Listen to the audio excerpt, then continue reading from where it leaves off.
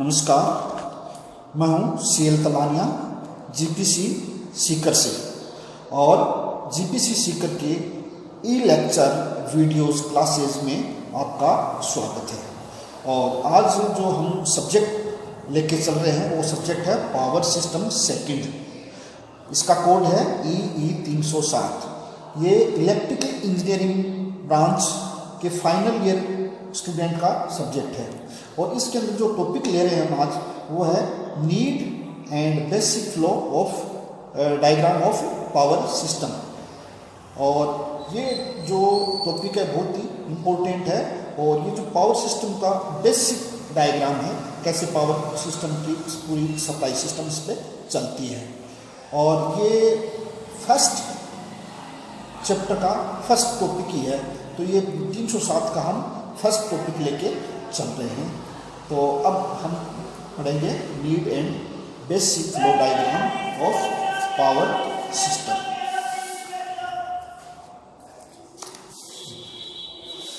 तो ये need and basic diagram of power system ये क्या है कि जो विद्युत शक्ति है, पावर है, इसको हम कैसे जनरेट करते हैं और कैसे कंज्यूमर तक उसको पहुंचाते हैं। तो विद्युत शक्ति को जनरेटिंग स्टेशन का मतलब जहाँ पे बिजली बनती है उसको हम विद्युत शक्ति स्टेशन या जनरेटिंग स्टेशन कहते हैं। तो विद्युत शक्ति को जनरेटिंग स्टेशन से उपभोक्ता यानी कंज्यूमर तक कैसे पहुँचेगी, इसकी जो व्यवस्था किस प्रकार से की जाएगी, इसके लिए हमें पावर सिस्टम के जो ये सिग्नल फ्लो डायग्राम है या बेसिक डायग्राम है, इसकी आवश्यकता पड़ती है। यानी कि जहाँ बिजली बनती है और बनने के बाद में कंज्यूमर उपभोक्ता जिस सिस्टम से पहुँचती है उसकी स्टडी के लिए हमें ये बेसिक डायग्राम की आवश्यकता होती है। तो विद्युत शक्ति को विद्युत स्टेशन से कंज्यूमर तक पहुंचाने के लिए जो प्रोसेस को हम पावर सप्लाई प्रोसेस अपनाते हैं उसको हम पावर सप्लाई सिस्टम कहते हैं। और शक्ति स्टेशन या जनरेटिंग स्टेशन वहाँ लगाए जाते हैं जहाँ पर प्रचुर मात्रा में कोल यानी कोयला, गैस या वाटर एनर्जी उपलब्ध होती है।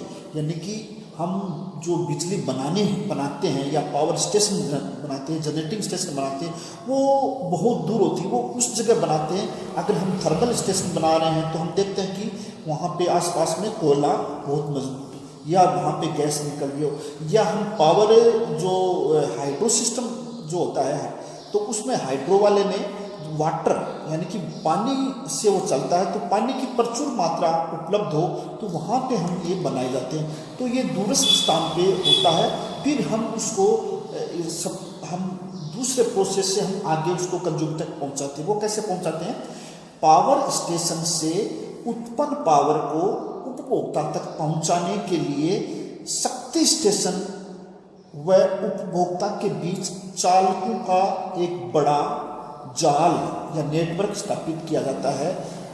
यानी कि जहाँ बिजली बनती है वो कंज्यूमर के बीच में एक नेटवर्क स्थापित करते हैं जो कि चालकों से मिलके बना होता है। ट्रांसफार्मर है, चालक है और बहुत सारे सिस्टम से ये नेटवर्क बन के उसके द्वारा हम पहुँचाते हैं।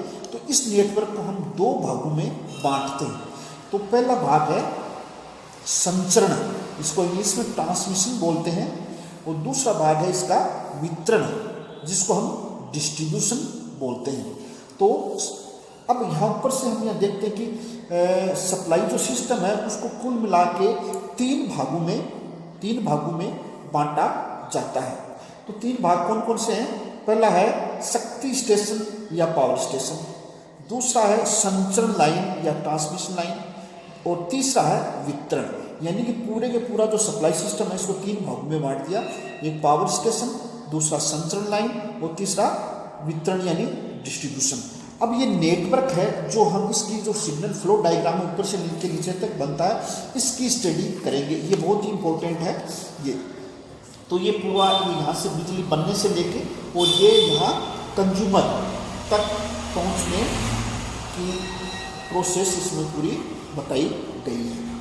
तो ये है basic diagram of generation, transmission and distribution, यानी कि आपका जनन और संचरण और वितरण का पूरी इसमें रूपरेखा बताइए। सबसे पहले देखो ये है यहाँ पे पावर हाउस या बिजली घर।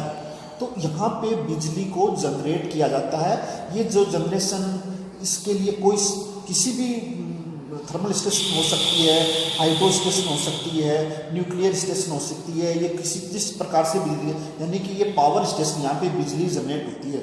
तो ये बिजली जनरेट करने के लिए हम एसी जनरेटर या अल्टरनेट काम में लेते हैं, अल्टरनेटर। और ये जो इसकी जनन वोल्टता है वो इंडिया में 11 kV है। 11 kV पे वोल्टेज को जनरेट किया जाता है। और फिर यहाँ से ये 11 kV की केबल से हम इसको आगे भेजते हैं। तो ये पूरा ये बिजली घर, और ये इसमें क्या होता है, जनरेटर होता है, और 11 kV पे बिजली बनती है। ये हो गया इसका जनरल स्टेशन का काम।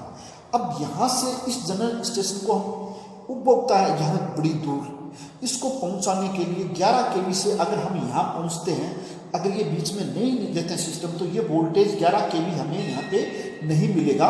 ये हमें 11 kV की बजाय ये बीच में जो आपको यहाँ 11 kV मिल रहा है ये नहीं मिलेगा। ये इसमें वोल्टेज ड्रॉप दूर होता है, तो उसमें विभवपात या वोल्टेज ड्रॉप हो जाते हैं। तो इसलिए हमने एक सिस्टम बनाया है संचरण और वितरण का। तो सबसे पहले है संचरण, यानी इस 11 kV को हम, ये पहला जो है ये प्राथमिक संचरण उपकेंद्र है, वहाँ ले जाते हैं। वहाँ से क्या होता है कि ये 11 kV की जो वोल्टेज है इसको हम ट्रांसफार्मर के द्वारा बढ़ा देते हैं। ट्रांसफार्मर 11 kV से इसको 400 kV में बदल देता है। इस ट्रांसफार्मर को हम बोलते हैं स्टेप अप ट्रांसफार्मर। और ये यहाँ ये ट्रांसफार्मर, इसको हमने सिंबल के रूप में दिखाया गया है। और इसको जो ये है सारा सिस्टम, इसको प्राथमिक संचरण लाइन या उच्च वोल्टता की जो संचरण लाइन बोलते हैं, क्योंकि इसमें वोल्टेज 11 kV से हम 400 kV बढ़ा देते हैं। ये क्यों बढ़ाते हैं, तो हाई वोल्टेज करने से, उच्च वोल्टता करने से लॉसेज मिनिमम हो जाते हैं। इन लॉसेज को मिनिमम करने के लिए हम इसको बढ़ाते हैं।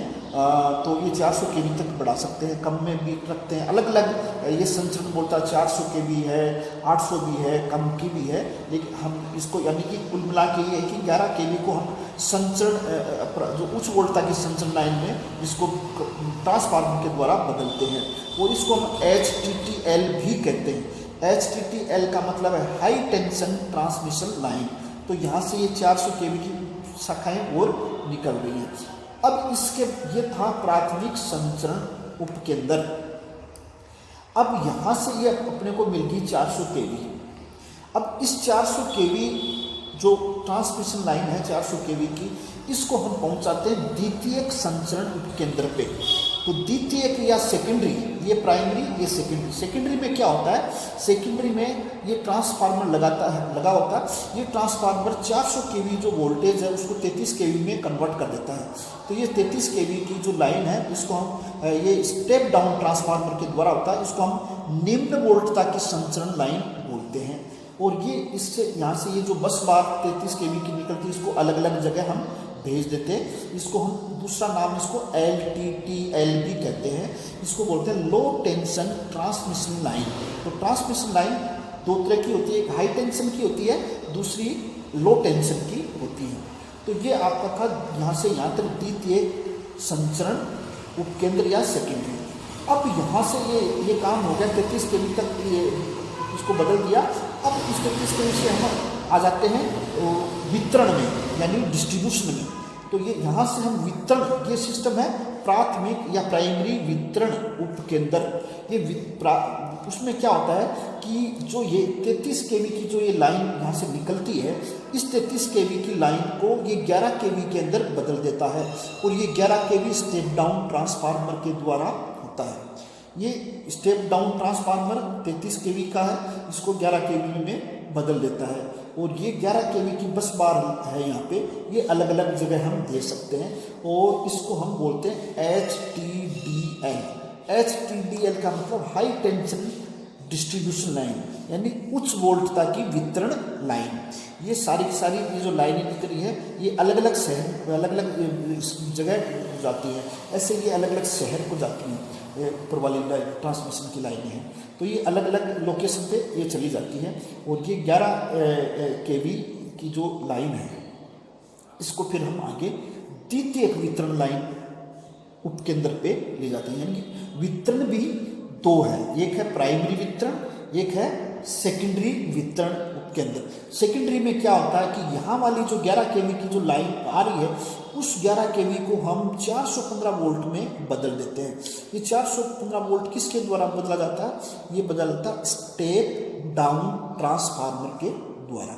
तो ये यहाँ पे ये 415 की ये बस बार है, ये अलग अलग बहुत सारी बस बार हैं, तो ये 415 की है, ये अलग अलग कॉलोनी के अंदर फिर ये चली जाती है। इसको हम बोलते हैं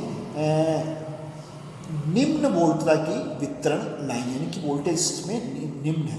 फिर ये 415 लास्ट में ये जाता है कंज्यूमर को। ये 3 फेज का 415 वोल्टेज है, ये कंज्यूमर को जाता है। अगर कंज्यूमर को सिंगल फेज सप्लाई सिस्टम से जुड़ता है तो उसके पास 240 वोल्ट की सिंगल फेज जो वोल्टता है वो उपलब्ध हो जाती है।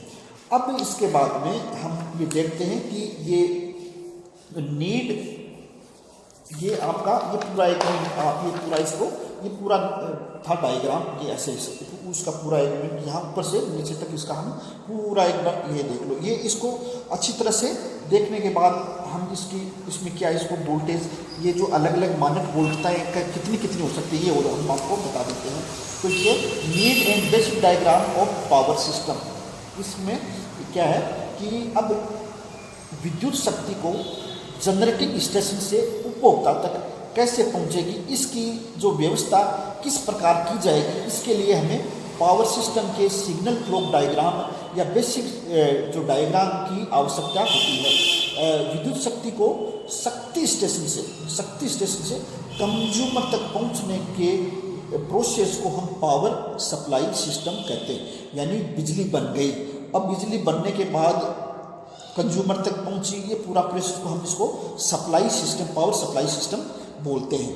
अब शक्ति स्टेशन कहाँ लगाए जाते हैं? शक्ति स्टेशन वहाँ लगाए जाते हैं जहाँ पर प्रचुर मात्रा में, बहुत मात्रा में कोयला मिलता है या गैस मिलती है या वाटर एनर्जी मिलती है या न्यूक्लियर कार्बन मिलता है।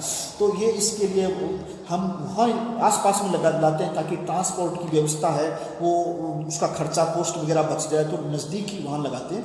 फिर उसके बाद में इसको हम पहुँचाते हैं कंज्यूमर तक। उसके लिए पावर स्टेशन से उत्पन्न पावर को उपभोक्ता तक पहुंचाने के लिए शक्ति स्टेशन व उपभोक्ता के बीच चालकों का एक बड़ा जाल या नेटवर्क स्थापित किया जाता है। यानी कि ये जो पावर स्टेशन से बिजली बनी और फिर उपभोक्ता ले जाना, इनके बीच में जो कंडक्टर है, चालक है, उनका एक बहुत बड़ा जाल या नेटवर्क स्थापित किया जाता है। इस नेटवर्क को हम 2 भागों में बांटते हैं। एक होता है भाग संचरण, जिसको ट्रांसमिशन कहते हैं। दूसरा होता है वितरण, जिसको डिस्ट्रीब्यूशन कहते हैं। अब सप्लाई सिस्टम को हम 3 भागों में बांटते हैं। कौन कौन से भाग हो गया? पहला हो गया पावर स्टेशन, दूसरा संचरण लाइन और तीसरा वितरण। ये 3 भाग हो गए। अब ये तीनों भागों की जो है ये इनकी तीनों भागों की जो स्टैंडर्ड या मानक जनन वोल्टता कितनी होती है, इनकी अलग अलग लगता है। तो जनन वोल्टता यानी कि जिस वोल्टेज पे बिजली को पैदा किया जाता है उसको जनन वोल्टता कहते हैं। ये इसमें ये अलग अलग होती है। पहली है 11 kV। तो ये भारत में, इंडिया में भारत के लगभग सभी राजकीय विद्युत परिषद के अंतर्गत बिजली घरों की जो जनन वोल्टता है वो 11 kV है। यानी कि इंडिया के जो गवर्नमेंट के जो जितने भी हैं उनमें 11 kV जनन वोल्टता होती है। उसके बाद में 6.6 kV, ये आपके जो पर्सनल या व्यक्तिगत जो आपने बना रखे बिजली घर, उनकी जनन वोल्टता हो सकती है। फिर है 33 kV। तो 33 kV की इंडिया में नहीं है। ये रूस, अमेरिका, जर्मनी, जापान या और दूसरे जो विकसित देश है उनके बिजली घरों की जनन वोल्टता वहाँ पे ये 33 kV भी हो सकती है। और ये तो थी जनरल वोल्टता, स्टैंडर्ड मानक है। अब इसके बाद मानक संचरण वोल्टता है, यानी कि संचरण वोल्टता, संचरण में भी दो तरीके के संचरण होते हैं, प्राथमिक और द्वितीयक। तो प्राथमिक संचरण वोल्टता में क्या होता है, प्राथमिक संचरण वोल्टता में 800 केवी भी हो सकती है, 400 केवी भी हो सकता है, 220 केवी भी हो सकता है, 132 केवी भी हो सकता है और 66 केवी भी हो सकता है। ये लगभग सभी इंडिया में ये होते हैं। अब द्वितीयक संचरण वोल्टता में 66 केवी भी हो सकता है, 33 केवी सामान्यतः ये 33 केवी ही हम द्वितीयक में लेते हैं। फिर है मानक वितरण की वोल्टता, यानी वितरण वोल्टता कितनी होती है। वितरण में प्राथमिक वितरण और द्वितीयक वितरण ये दोनों होती है। तो वितरण में सामान्यतः 11 केवी वोल्टता होती है, लेकिन ये 6.6, 3.3, 1 ये भी हो सकती है। सामान्यतः मैक्सिमम 11 केवी इसमें लेते हैं। इसके बाद सेकेंडरी वितरण वोल्टता है, वो है 415 वोल्ट। इसको केवी में लेंगे तो 0.415 केवी हो जाएगी। ये है 3 फेज की जो वोल्टेज है कंज्यूमर के लिए। अगर हम इसको सिंगल फेज सिस्टम की फेज से न्यूट्रल की वोल्टता में मान लेते हैं तो ये जो 240 वोल्ट और 0.240 केवी वोल्ट हो सकती है। तो 240 वोल्ट सिंगल फेज की वोल्टता होती है। तो ये था आपकी need and basic requirement of power system या सप्लाई सिस्टम। इसके अंदर क्या क्या भाग होते हैं, कैसे कैसे, ये हमने देखा। तो ये बेसिक चीज़ है। ये पावर सिस्टम के लिए हमें ये जानना बहुत ज़रूरी है कि कैसे बिजली बनती है और वहाँ से कैसे कंज्यूमर तक पहुँचते हैं।